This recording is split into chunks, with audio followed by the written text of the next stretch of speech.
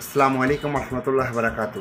আমি মোহাম্মদ ইফতেখার হাসান জনি বলছিলাম green party আবহাওয়া কমিটি থেকে। আমি বলতে চাচ্ছিলাম অনেকদিন লাইভে আসেনি, আমার শারীরিক একটু অসুস্থতার কারণে বা নানা টেনশনে এসেছিলাম।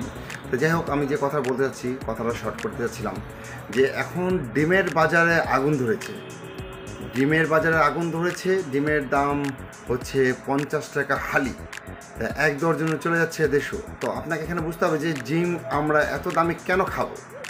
তো এইভাবে ডিমকে আমরা বকেট করব, কারণ যে কোনো জিনিসের দাম বাড়তেছে সে এখন সাথে সাথে যদি গরিবদের জিনিস, এইটা গরিবরা যদি ডিমও খায় তো এইভাবে দাম খাবে কীভাবে তার 50 টাকা হালি। আমি আরেকটা জিনিস বলতে চাচ্ছিলাম, ফার্মের মুরগির দামটা আরও বৃদ্ধি পেয়েছে।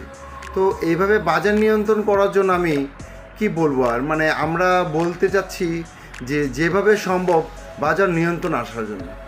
তো আমি খাদ্য মন্ত্রণালয়কে বলবো যে আপনারা বাজার নিয়ন্ত্রণ করুন আর ডিমের দামটা আপনার যথেষ্ট কমান, কারণ হাতে নাগালে বেড়ে চলে যাচ্ছে গরিবদের জন্য।